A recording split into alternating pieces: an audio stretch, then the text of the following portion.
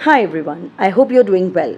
आज हम कर रहे हैं क्लास 12th इन iOS का लेसन नंबर 13 जिसका टाइटल है if it is a poem. Last video में मैं आपको पूरी पोएम एक्सप्लेन कर चुकी हूँ and in this video I will be explaining the appreciation part of the poem, the grammar part and the terminal questions. तो सबसे पहले आता है राइम स्कीम। आइए अंडरस्टैंड करते हैं कि राइम स्कीम को कैसे पहचाना जाता है। Let's go back to the poem for that. So I will be going into the first stanza. Let's take a look. जब भी आप राइम स्कीम पहचानते हैं आप हमेशा पोएम की लास्ट वर्ड पर फोकस करते हैं। So let's take a look. It is you. So you call this sound as A. आपने साउंड को A कहा। सेकेंड साउंड आप देख रहे हो U आ रहा है तो ये भी A हो गया। थर्ड साउंड आपने देखा ये भी U आ रहा है, A कहा। And if you look at the next it is too, तो ये भी यू टू सेम साउंड आ रहा है तो इसे भी हम ए कहेंगे। वेटिंग ये अलग साउंड है तो हम इसे कहेंगे B.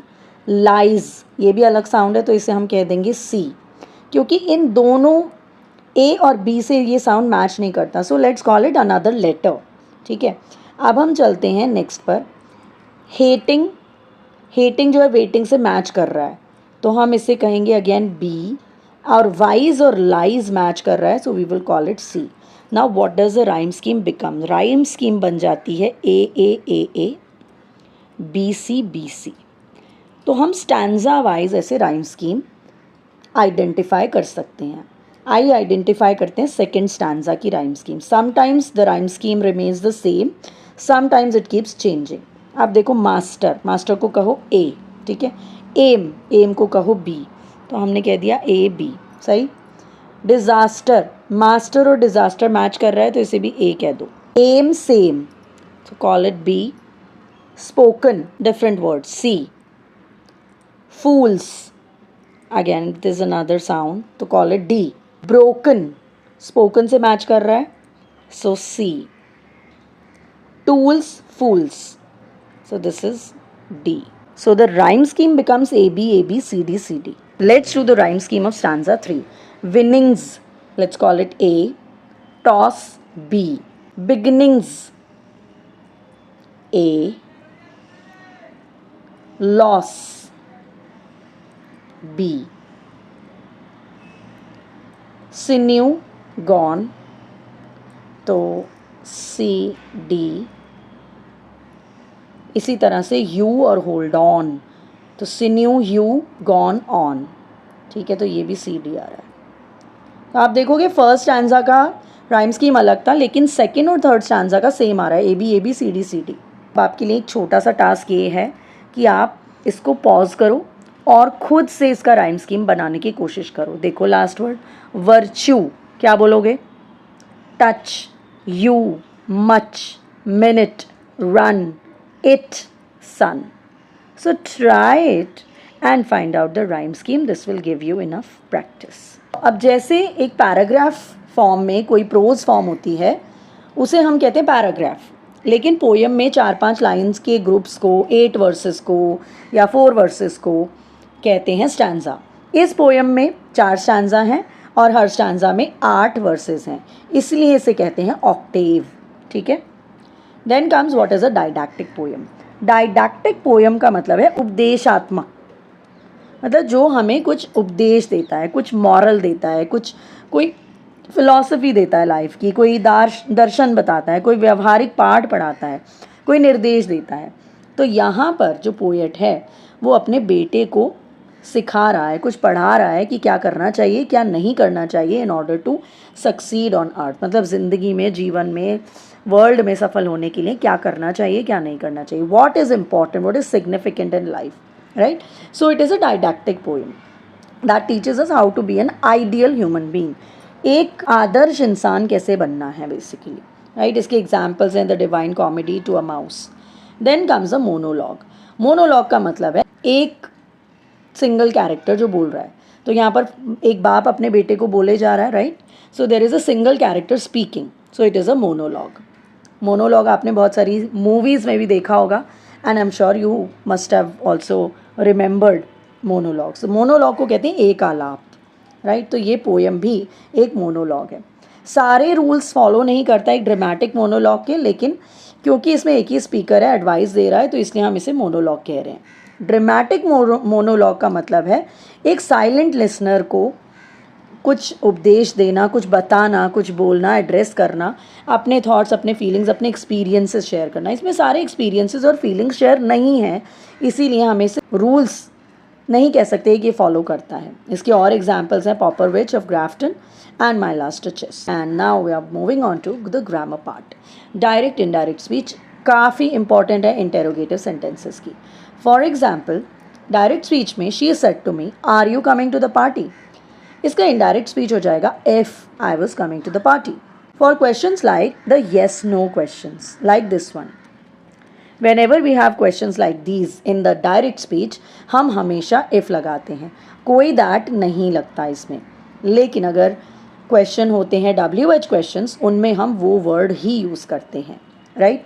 So it says interrogative sentences जो होते हैं इधर येस नो हो सकते हैं या फिर WH क्वेश्चंस हो सकते हैं। जब हम इनको डायरेक्ट से इनडायरेक्ट में कन्वर्ट करते हैं, हमें ध्यान से देखना चाहिए क्या ये येस नो क्वेश्चन है या WH क्वेश्चन है। अगर तो वो येस नो क्वेश्चन है तो हम क्या लगाएंगे, if. Did you finish your homework, she asked me if I had finished my homework. When did you go there, when I had gone there. ठीक है, पहली चीज़ तो ये देखनी है। दूसरी चीज़ देखनी है, सिंपल पास्ट को आपने पास्ट परफेक्ट में चेंज करना है, right. You have to change it to past perfect. Let's move on to then, where did you put my keys, where I had put. ठीक है, and there should be no question mark in the indirect speech. Where is the nearest bookstore, where the nearest bookstore was. इसमें हमारा क्या है, verb बीच में आ रहा है, subject से पहले आ रहा है।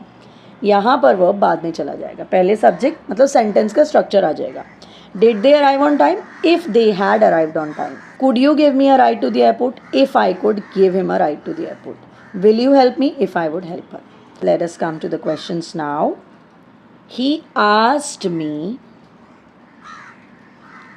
if I was going home, and then there will be a full stop at the end. He asked me if I had seen, my का हो जाएगा his brother, yesterday का हो जाएगा the day before. Children, I have solved almost a lot of direct and indirect questions in my previous videos, तो आप उसको check out कर सकते हैं in my grammar playlist. He asked me which bus stops here, okay. So he asked me which bus stopped, here का हो जाएगा there, and then full stop. My friend asked what my brother was doing, these का हो जाएगा those days, full stop. My brother asked if Ram knew his address. So या तो आप if लगाइए या आप weather लगाइए। कौन सा वाला weather? WHE वाला। ठीक है, now let's match. What is your name? He asked me what my name is. Where do you live? He asked where I had lived. इसका हो जाएगा E. Could you tell me your date of birth? He wondered if I could tell my date of birth. So D. How long will you stay here? Date. So he asked me how long would I stay. So this is going to be B. B. Did you have a comfortable journey? If I had a comfortable journey. So whether या if तो ये A हो गया. Right? Now come to the literary devices. First literary device है anaphora. Anaphora का मतलब है किसी भी पोएम की फर्स्ट फ्रेज में, फर्स्ट लाइन में अगर कोई वर्ड रिपीटेडली यूज़ होता है, इफ़ यू कैन या इफ़ बार बार यूज़ हो रहा है, हम उसे बोलेंगे anaphora. Next is alliteration. Alliteration का मतलब है repetition of consonant sound in the same line. बार बार जब कोई कॉन्सोनेंट साउंड रिपीट होता है तो उसे alliteration कहते हैं। जैसे ट्रीट दीज टू, सो ट साउंड की हो रही है, दीज को हम alliteration में काउंट नहीं करेंगे because it is the sound we are talking about, not the letter. With 60 seconds worth of distance run, this is alliteration. So अगर कॉन्सोनेंट साउंड की रेपिटेशन हो रही है तो उसे एलिट्रेशन कहते हैं, लेकिन अगर वावल साउंड की रेपिटेशन हो रही है तो उसे एजोनेंस कहते हैं. For example, and yet don't look too good, look too good, nor talk too wise, right. Okay, then comes irony. Irony का मतलब है कॉन्ट्रोडिक्टरी मीनिंग कहना, मतलब हम कहना कुछ चाहते हैं एंड कहते कुछ हैं. If you can wait and be not tired by waiting, मतलब तुम वेट कर सको और फिर भी मत थको, right. So that's the irony. Being tired by waiting, even though it is quite tiring, but still we are saying that it is not tiring. Let's come to the in-text question 13.6, जिसमें हमें literary devices को identify करना है. So it is do not go gentle into that good night. Do not go gentle into that good night. Old age should burn and rave at close of the day. Rave and day में assonance हो रहा है. Rage. This is repetition. तो do not go gentle आप देख रहे हो repeat हो रहा है. सो यहाँ पर हम डू नॉट गो जेंटल को क्या कह सकते हैं? Anaphora. Sang the sun is alliteration. Like meteors है एक सिमिली. जब हम लाइक और एज यूज़ करते हैं उसे सिमिली कहते हैं. Again rage against the dying of the light repetition है. फियर्स टीयर्स क्या है? एजोनेंस है. And do not go gentle into that good night. Rage against the dying of the light. तो हर चीज़ के लिए जेंटल क्या कहा जा रहा है, बेशक लाइट बंद हो रही है. तो यहाँ पर एक आयरनी दिखाई जा रही है. Now finally we have come to the terminal question. What is the significance of trusting oneself while acknowledging others doubts? The speaker suggest that when all men doubt you and self belief will help you to meet the challenges of life. He also underscores the importance of empathy and understanding towards those who doubt you, recognizing that their doubt should not affect his son's self-worth. Next question is, what is the message about dreams and thoughts in the poem? Dreams and thoughts का मतलब है, message about dreams and thoughts is that they should not control you but be balanced with actions in a grounded perspective. You should pursue your ambitions and contemplate deeply, but not let them become a consuming force that prevents you from acting or losing sight of reality. Dreams should inspire action and thoughts should lead to clarity, not obsession, to achieve true fulfillment. Question number 3. What does the poem say about handling criticism and setbacks? So it is about maintaining emotional control, integrity and self-belief. It advises staying calm when accused or doubted, treating both success and failure with equanimity and not resorting to lies or hate in response to negative treatment. Instead, you should maintain a strong internal compass, persist through exhaustion and grow from every experience, rather than letting any single event define one's identity. Question number 4. What does it mean to risk on one's turn of pitch and loss? So it simply means putting everything you have achieved on a single high-stakes gamble, symbolizing the need for daring, confidence, self-possession to take a huge risk for a potentially great reward, all while being prepared to lose it all and start over without complaint. So it's a game of chance, like a coin flip where outcome is uncertain, representing life's unpredictable opportunities and challenges. And question number 5. How does the poem emphasize perseverance and determination?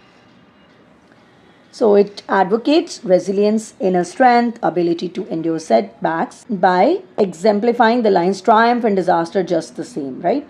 So इस बात से पता चलता है कि perseverance और determination हमें रखना चाहिए.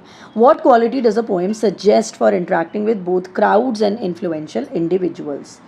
So that is maintaining a balanced and virtuous character, showing self-control, humility, integrity, and a common touch when interacting with both crowds and powerful individuals. And the last question is, what is the ultimate reward mentioned in the poem? How is it described? The ultimate reward is you are becoming a man. The final stanza basically concludes with a call to treat all people equally, maintaining humility and live a balanced life.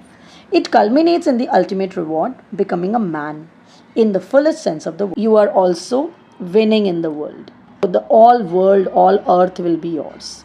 And that is all. I hope you've understood this poem, and I will see you with the next video, next lesson very soon. Till then, take care, stay safe, God bless. Bye-bye.